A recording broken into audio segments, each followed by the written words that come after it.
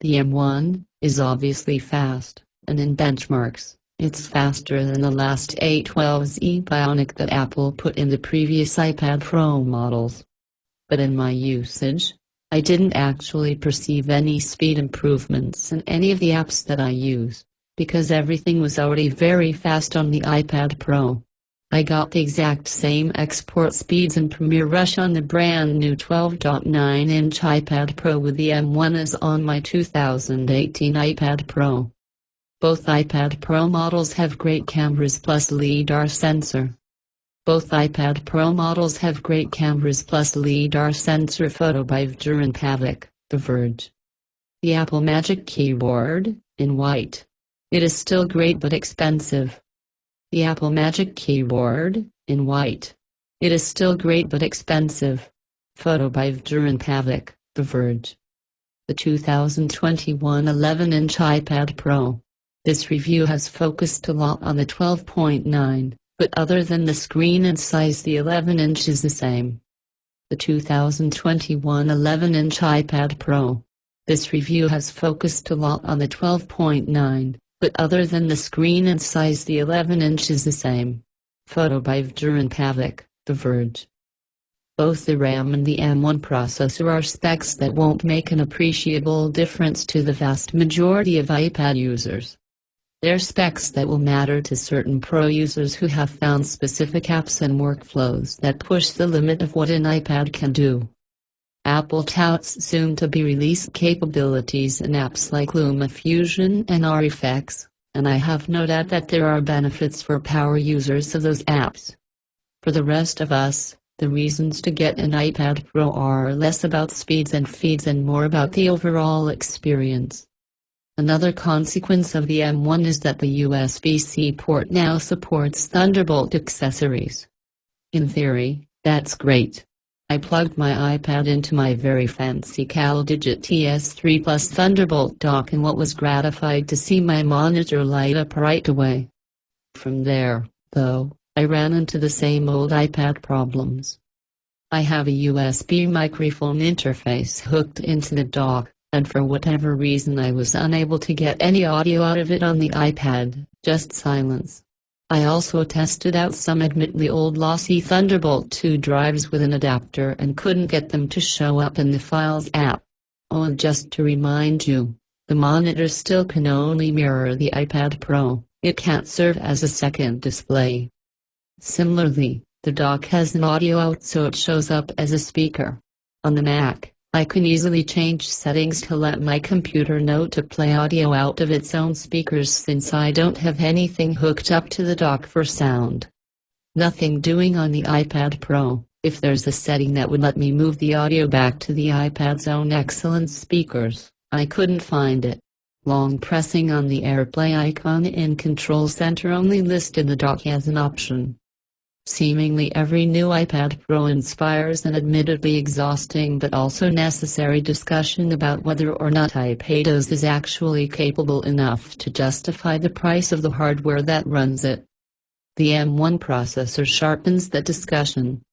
To me, the biggest difference between the Mac and the iPad at this point isn't the touchscreen, it's Apple's approach to the operating system. On the iPad, Apple would rather not offer feature than have it work in a non-iPad way. That's noble, but it means the company has committed itself to reinventing a lot of wheels in computing, files, peripheral support, multi-window interfaces, and all the rest have to be rethought and redone. Sometimes that reinvention results in some genuinely great features. The iPad's windowing system takes some getting used to and has its limitations, but it can be a joy to use and makes organizing your digital stuff a bit easier. The problem is that all that reinvention is taking a very long time. It's been 6 years since the original iPad Pro. Center stage works very well to keep you in frame. And as a bonus, the camera doesn't blank out when you multitask in Zoom calls anymore. Center stage works very well to keep you in frame. And as a bonus, the camera doesn't blank out when you multitask in Zoom calls anymore. Pif Dieter Bone. One new invention I love is the center stage feature. It zooms and follows human faces to keep them centered in the frame of the iPad's wide-angle front-facing camera. It works in any video conferencing app without the need for setup, and it performs very well, better than similar features on smart displays like the Echo Show or Facebook Portal. I'd love it even more if the front-facing cameras on the iPad Pro weren't still in the wrong spot when attached to a keyboard, off to the side instead of centered on top. It's great that the camera can keep my face centered in frame. It's not so great that I am literally giving my coworkers a side eye because I am looking off to the right of where the cameras are to see their faces. One more note. Apple has said that the original 12.9-inch Magic Keyboard may not precisely fit when closed, as the new iPad Pro is slightly thicker. But when I tested it, I couldn't discern any difference between the fit on the original and the new, white Magic Keyboard. Both worked, and closed, fine. In any case, set aside the what's a computer argument and let's be more pragmatic. A 256GB 12.9-inch iPad Pro with the Magic Keyboard costs $1,548. A 256GB MacBook Air with the same processor costs $999. And just to be realistic, most people can get more done on the Mac than on the iPad. Taken strictly as a work machine, the Mac wins out on both price and functionality. That includes battery life, by the way. Both iPad Pros have good battery life, but it's not significantly improved over previous iPads. And as many people have discovered during the pandemic, if you actually use the iPad for work all day, especially if you do a lot of Zoom calls, the iPad Pro can conk out in 8 hours or less. The MacBook Air edges it out. Last and certainly not least, Apple's refusal to offer multi-user support on the iPad has gone from being mystifying to obstinate. The company clearly intends this to be a single-user device, despite the fact that it would theoretically make for an even more compelling family computer than the pastel-colored iMacs that share the same processor. The reason to get the iPad Pro 12.9, or even the 11, is simply to get the best, nicest iPad.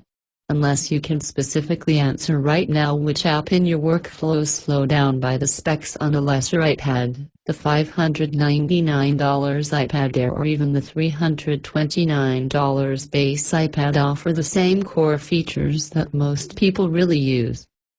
Except for a slim minority of people, the justification for getting an iPad Pro isn't its feature set, it's the experience of using a well-made, high-end object. Until I hit the limits of iPadOS, which I hit regularly, I enjoy using an iPad Pro more than I do any other computer.